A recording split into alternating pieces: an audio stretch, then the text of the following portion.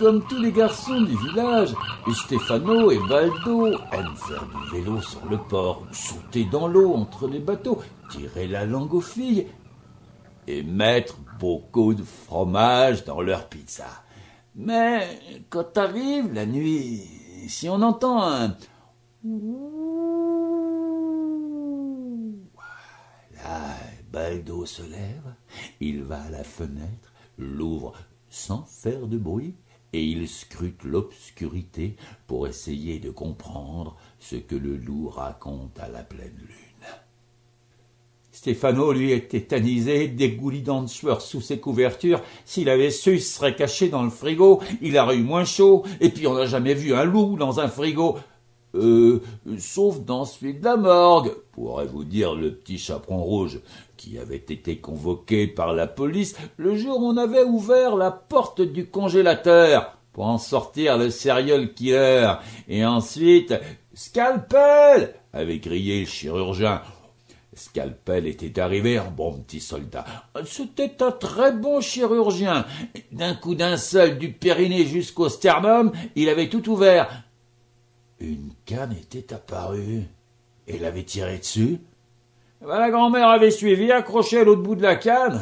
« Alors, le loup, c'est là que t'avais caché la grand-mère ?» a demandé l'inspecteur chargé de l'enquête. C'était le début de l'interrogatoire. L'avait-il caché? Y était-elle rentrée de son plein gré? Mais ça, c'est une autre histoire. Revenons à nos moutons.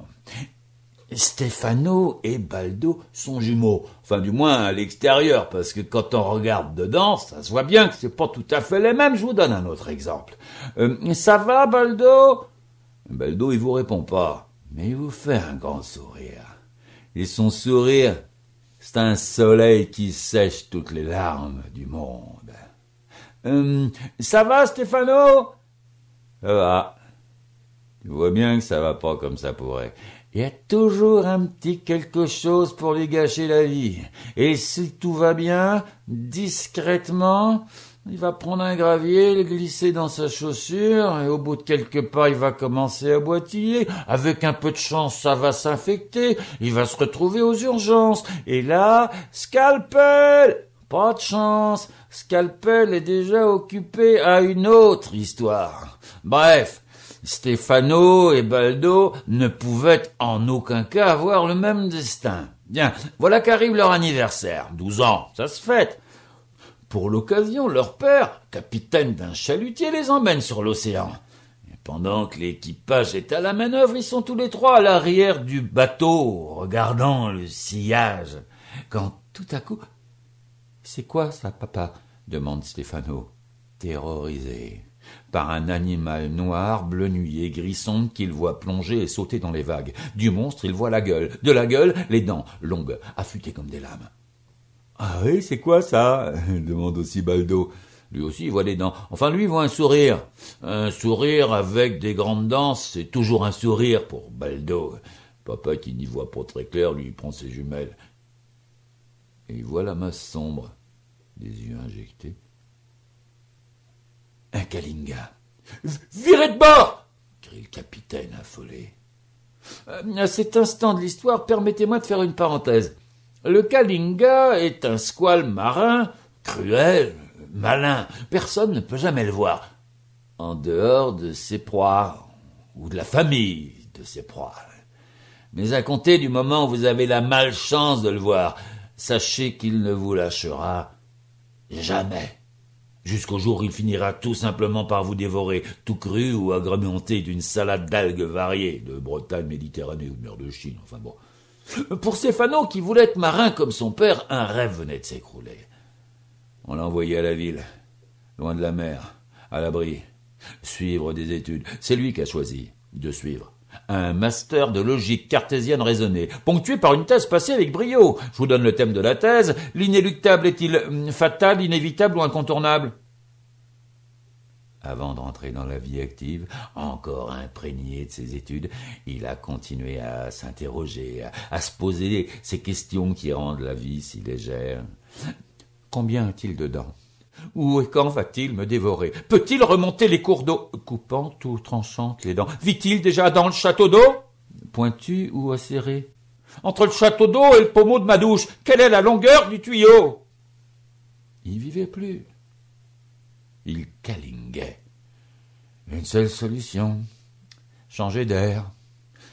L'air marin, bien sûr. Et le voilà sur la plage scrutant l'horizon et surtout cette masse noire, bleu nuit, gris sombre qui saute et qui plonge et il compte les dents. 37, 42, 58. Arrête, Stéphano, lui dit Baldo. Souris, tu verras, ça fait du bien. Il a essayé. Ça a marché. Il a retourné en ville avec son sourire. Il a rencontré une jeune fille et il lui a fait des confidences sur l'oreiller. 66, 67, 68. Elle a attendu. Le compte n'y était pas. Elle l'a planté là. C'était incontournable. Il a fini par consulter. Oh, le médecin était un brave homme, un scientifique entomologiste spécialisé dans l'étude du cafard et du bourdon. Bonjour, asseyez-vous, dit le médecin. C'est quoi votre problème? Vous câlinguez. Stéphano, petite câlinguette de rien du tout. Mettez des couleurs dans votre vie, vous verrez, ça ira mieux. Oh, merci du conseil, docteur. Merci. Instantanément, l'idée avait jailli sous son crâne. Quelques mois plus tard, il était devenu patron d'une usine de peinture spécialisée. Dans le noir, le bleu nuit et le gris sombre. Je vous donne pas le nom de l'entreprise, vous l'avez deviné. Mais les affaires ont marché. Tellement bien marché qu'il a pris un gérant pour le remplacer. Et il s'est acheté un bateau avec lequel il a fait le tour du monde, et partout, sur tous les océans, dans son sillage, le suivait Kalinga. À 85 ans, l'âme épuisée, le corps malade, il a mis une chaloupe à la mer, et il est allé se livrer. Le monstre l'attendait. Non pas pour le dévorer, mais pour lui offrir la perle de la mer, ce joyau qui offre à celui qui le possède la richesse. Bon, il l'avait déjà. Oui, mais l'amour, la paix de l'âme. Trop tard. Trop tard. Fatigué. Épuisé. Malade. On a retrouvé la chaloupe quelque temps plus tard. Vide. Stéphano avait-il plongé? Nul ne le sait.